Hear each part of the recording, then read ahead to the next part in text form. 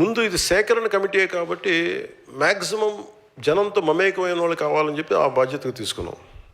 మళ్ళీ point of contacts కానీ అక్కడ ఉన్న ఎమ్మెల్యే ప్రతినిధులు కానీ పదవులు అనిపిస్తున్న వాళ్ళని తీసుకున్నాం. ఎవరు పదవులకి రావాలన్నా అదొక బాధ్యత. సో అది మీరు నిర్ణయించాలి, భవిష్యత్తులో సాధక్స్ నిర్ణయించాలి. సో ఎవరు ఎన్ని సంవత్సరాలుగా అంటే మీరు వెళ్ళినప్పుడు మీరు విషయ సేకరణ ఎలా ఉండాలి, ఎవరు ఎన్ని సంవత్సరాలుగా మీలాగా పార్టీ కోసం పనిచేశారు, ఎలాంటి ఉద్యమాల్లో ఎలాంటి పార్టీ కార్యక్రమాల్లో పాల్గొన్నారు, ఏమన్నా ఉద్యమాల్లో పాల్గొన్నారా, వారికి ఎలాంటి సమర్థత ఉంది, ఏ బాధ్యతపై ఆసక్తి ఉంది, గతంలో వారు పార్టీకి వారు అందించిన సేవలు ఏంటి, ఇలాగ ఒక ప్రొఫార్మా నేను మీకు పంపిస్తాను. దానికి అనుగుణంగా మీరు సమాచారం సేకరించండి. అలాగే ఈ కమిటీలో ఉన్న ప్రతి ఒక్కరికి మీ విధి విధానాలు, కార్యక్రమ నిర్వహణ మీద స్పష్టంగా మీకు చాలా క్లియర్ కట్ గైడ్లైన్స్ మీకు అందజేయడం జరుగుతుంది.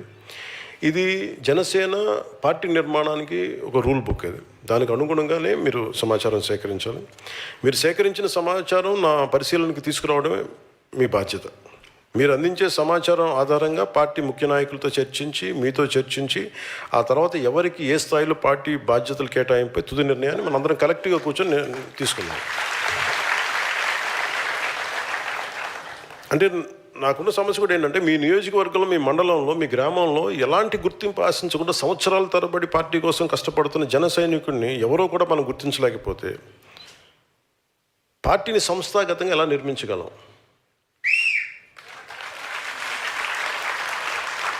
Thank you. మీ చేత అలాగా కరెక్ట్ అనిపించడం చేస్తాను. ఎందుకంటే బాగాలేదనుకోండి మీరే తిడతారు నన్ను, అందుకని కాదు. అని కళ్ళు మూసిపోయి అన్నీ కనిపించవయ్యాన్ని నాకు అనిపిస్తాయి. కాదే సహాయం ఒక్కడిని ఎన్ని పనులు చేయగలని చెప్పండి. అంటే పార్టీ కోసం పనిచేసే కార్యకర్తలను గుర్తించే నాయకత్వం లేకపోవడంలో స్వయంగా నేను ఈ ప్రక్రియను ప్రారంభించాను. సరిపోవట్లా. అంటే ప్రాబ్లం ఏముందంటే, ఒక పొలిటికల్ పార్టీ ఎవరైనా స్టార్ట్ చేసేయగలరు, కానీ జనసేన ఒక పెక్యులర్ పరిస్థితిలో ఉంది. వాళ్ళందరికీ నేనంటే ఇష్టం, నా భావజాలం అంటే ఇష్టం. సో వాళ్ళందరూ డైరెక్ట్గా మీరు నీకు ఒకసారి మంచి నాయకులను పంపించిన మీతో సంబంధం లేదు, మీరు డైరెక్ట్ పవన్ కళ్యాణ్ మాట్లాడండి. ఓకే, అది కూడా చెప్పాను కదా. అంటే ఎక్కడి నుంచి అభిమానులుగా ఉండి, లేదంటే భావజాలానికి ఆకర్షితులై వాళ్ళందరినీ చాలామంది పెద్ద పెద్ద నాయకులు వచ్చి ఈ యువత గోల భరించలేక వాళ్ళు వెళ్ళిపోయిన సందర్భాలు చాలా ఉన్నాయి. మేము వస్తాం సార్, మీ వాళ్ళు మమ్మల్ని పనివ్వరు, రానివ్వరంట. అంటే మీరు కూడా ఒకసారి ఎలా ఉంటారంటే, మీరు చాలా పొసెసివ్గా. ఇప్పుడు చూడండి, మనం ఒక పొద్దున ఏదో చూస్తా ఉన్నాం, అంటే ప్రేమతో దగ్గర తీసుకోవడానికి, ప్రేమతో బంధించేయడానికి, ప్రేమతోటి దగ్గరగా పెట్టుకోవడం చాలా తేడా ఉంది. ప్రేమ ఎలా ఉండాలంటే, ఒక చిన్న పక్షి ఫోటోగ్రాఫ్ చూపించాడు. ఆ చిన్న పక్షిని ఇలా గుప్పిట్లో బంధించేశారు అనుకో, నాకు ఇష్టమైన పక్షిని, అది నలిగిపోతుంది ఇట్లా. నిజంగా ప్రేమ ఉన్న చోట ఏంటంటే అది అలా ఉంటే అది వాళ్ళుద్ది అలా వచ్చి. సో మన అభిమానం, మన ప్రేమ ఎలా ఉండాలి అంటే ఎదిగేలా ఉండాలి. మొక్క ఎదగకుండా రోజు దానికి రాళ్ళు కట్టేసాం అనుకోండి, ఆ మొక్క అదే అలా ఉంగిపోతూ ఉంటుంది. చూడటానికి మహావృక్షంలో ఉంటుంది కానీ బోన్సాయి మొక్కలా ఉండిపోతుంది. జనసేన అలా చేయకండి. అదో మహావృక్షం, అది ఎలా ఎదగనివ్వండి. ఎదిగితే ఆ కొమ్మల మీద మీరు అందరూ కూర్చోవచ్చు. సో అందుకనే ఈ కమిటీలో ఉన్నవారు ఎవరు కూడా బయట నుంచి వచ్చిన వ్యక్తులు కాదు. క్షేత్రస్థాయిలో పార్టీ సభ్యత, ఇందాక చెప్పినట్టుగా పార్టీ సభ్యత నమోదు కార్యక్రమాన్ని విజయవంతంగా చేసిన నాయకులు, వాళ్ళు ప్రజల్లోకి పార్టీని తీసుకెళ్ళిన వాళ్ళు, ఎలాంటి పదవులు లేకపోయినా, ఎలాంటి గుర్తింపు కోసం ఆశించి పనిచేయాలి, గుర్తింపు ఉన్నా లేకపోయినా పర్లేదు, మా జనసేన కోసం నేను పనిచేసిన వాళ్ళని తీసుకున్నాను. ఈ కమిటీలో ఒక ఆటో డ్రైవర్ దగ్గర నుంచి ఒక టీ షాప్ నడిపే వ్యక్తి ఉన్నారు, గృహిణి ఉన్నారు, రోజువారీ కూలీ చేసుకుంటూ పార్టీ కోసం పనిచేసిన వ్యక్తులు ఉన్నారు. ఇలా వివిధ వర్గాలకు చెందిన పార్టీ కోసం నిస్వార్థంగా శ్రమించిన మన జన సైనికులకి, వీర మహిళలకి అవకాశం కల్పించాం. అందుకే ఈ కమిటీలు వ్యక్తులను చూసి ఏర్పాటు చేసినవి కావు, పనిచేసిన వారిని గుర్తించి ఏర్పాటు చేసిన కమిటీస్ అవి. ఈరోజు మనం అధికారంలో ఉన్నామంటే మనకున్న 21 మంది ఎమ్మెల్యేలు, 2 ఎమ్మెల్సీలు, 3 ఎంపీలు, 3 మంత్రులు, దాదాపు 3,500 పైగా నామినేటెడ్ పదవులు ఉన్నవాళ్ళు, దాదాపు 3,000 మంది స్థానిక సంస్థలో వార్డు మెంబర్ నుండి జడ్పీటీసీ స్థాయిలో ఉన్నారంటే దానికి కారణం వ్యక్తిగత గుర్తింపు కోసం కాకుండా పార్టీ సిద్ధాంతం కోసం నిలబడిన జన సైనికులు, సాధక త్యాగం. ఇప్పుడు ఆ త్యాగానికి, అంకిత భావానికి సంస్థాగత గుర్తింపు ఇచ్చే సమయం వచ్చింది. ఈ కార్యక్రమం కేవలం కమిటీల నియామకం కాదు, జన సైనికుల నుంచే భవిష్యత్ జనసేన నాయకత్వాన్ని నిర్మించే ఒక బలమైన ప్రక్రియ అది. సో నేను మొదలుపెట్టినప్పుడు ఇల్లు దూరం, చీకటి, గాఢాంధకారం అని చెప్పాను. నాకు తెలియదు, అంటే అంత అయోమయంగా ఉండేది. నాకు ఎలా స్టార్ట్ చేయాలంటే అదే కరెక్ట్. అంటే సో మీకు కొన్ని నేను పంచుకుంటాను మీతోటి. ఓకే, మేజర్ చెప్పగలిగింది ఇదే, మిగతా అని చెప్తాను. నేను ఇంకోటి ఏం చేద్దాం అనుకున్నానంటే, నాకు ఒకటి చెప్పి కీలకమైంది. ఈ రోజున 18,000 మంది సాధక్స్ ఉన్నారు. 18,000 మంది sadhaks. You are first leader, అంటే ఫస్ట్ ప్రైమరీ లీడర్షిప్ మీదే పార్టీది. You are leaders. అంటే మొదటి లైన్ అండ్ లెంత్లో నిలబడే నాయకత్వం మీదే. And that's why your sadhaks. అంటే మీరు 18,000 మంది తలుచుకుంటే జనసేన నిర్మాణం ఎలా ఉంటుంది మీరు ఊహించుకోగలరా? నాకు ప్రాణాలు వద్దు, పని చేయండి సార్.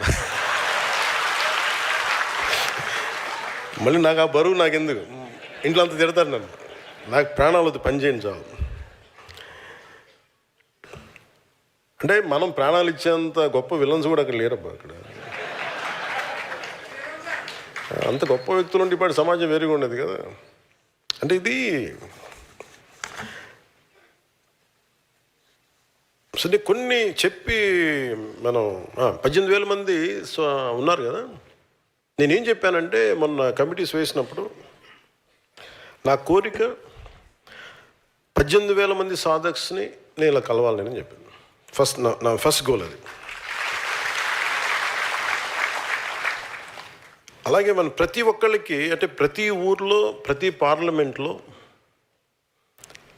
ఇక్కడ వేదిక పైన ఉన్న నాయకులకి సపోజ్ ఒక బాధ్యత అప్ప చెప్తే వాళ్ళు కనీసం ఒక 2,000 మంది తెలిసి ఉండాలి. రేపు పొద్దున ఎవరైనా, ఉదాహరణకి మన బొమ్మిడి నాయకుని కానీ పంపించింది నెల్లూరు, పంపిస్తున్నప్పుడు ఆయనకి దాదాపు ఒక 2,000 మంది తెలియాలి. ఇది అయిపోయే లోపు, కంప్లీట్ ఎక్సర్సైజ్ అయిపోయే లోపు. నాగబాబు గారిని అరకు పంపిస్తున్నా. కూర్చోబెట్టడానికి కొంచెం ప్రేమగా మాట్లాడగలడు, ప్రకృతి ప్రేమికుడు, మొక్కల్ని సంరక్షించేవాడు. అందుకే మీరు ఆయన్ని అంటే చాలా ఆలోచించి పంపించాం ఒక్కొక్కరిని కూడా. మన పల్నాడికి మన బాలనేని గారు కరెక్ట్ అనిపించింది నాకు. అంటే బ్రహ్మనాయుడు నేలకి మన బాలనేని గారి కరెక్ట్ అనిపించింది. కాకినాడ తట్టుకోవాలంటే మన సామినేని గారు కరెక్ట్ అనిపించింది. అసలు ఒక్కొక్కరిని నేను ఒకటి 10 సార్లు ఆలోచించి మిగతా వాళ్ళతో మాట్లాడి, నేను నిర్ణయాలు ఎందుకు తీసుకుంటున్నా, 10 సార్లు మాట్లాడి, కింద క్షేత్రస్థాయిలో మాట్లాడి, ఒక్కడికి అన్నీ ఏం తెలుస్తాయి చెప్పండి, అందరితో 10 మందితో మాట్లాడాలి కదా. అలాగే మన దుర్గేష్ గారిని అమలాపురం పంపితే బంధువులు ఎక్కువ ఉండి మళ్ళీ ఏం జరుగుతుందో తెలియదు మొహాట పడతారేమో అనిపించలేదు. అంటే సరదాగా చెప్తున్నాను, కానీ ఒకసారి మొహాటాలు ఉండి మనోడేనండి కొంచెం పెట్టేయండి అంటే ముఖ్యం మొహాట పెట్టి పెట్టేస్తారా.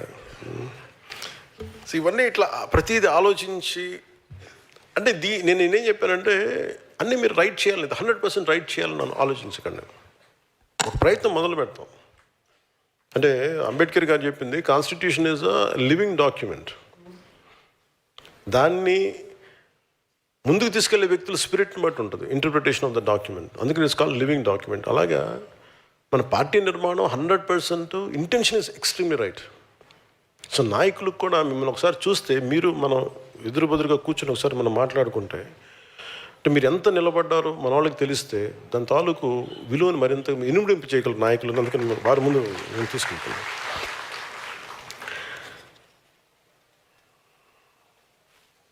బాబు కొంచెం సౌండ్ తగ్గించండమ్మా, అందరూ బయటికి వెళ్ళి కరెక్ట్ చేయండి.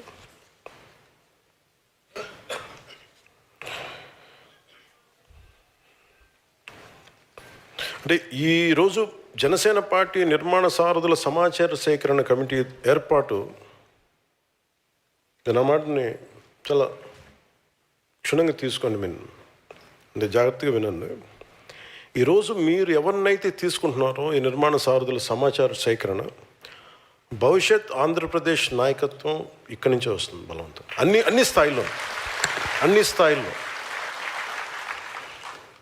అంటే వ్యవస్థలు బలోపేతం చేయాలి అంటే వ్యక్తులు లేనిది వ్యవస్థను బలోపేతం చేయలేము. ఎలాంటి వ్యవస్థ, బలమైన వ్యవస్థ కావాలంటే బలహీనుల చేతులు వ్యవస్థ పెడితే వీగిపోద్ది. అంటే మీరందరూ నలిగారు, పుష్కర కాలం పైన నలిగారు మీరందరూ. సో మీరు ఏ పనులు చేస్తున్నారు, మీరు శ్రామికుల, మీరు ఏ పని చేస్తారు నాకు అది మీ దేశానికి పనికొచ్చే ఒక బలమైన రిసోర్సా లేదని చూస్తాను, అంతే చూస్తున్నాను మిమ్మల్ని.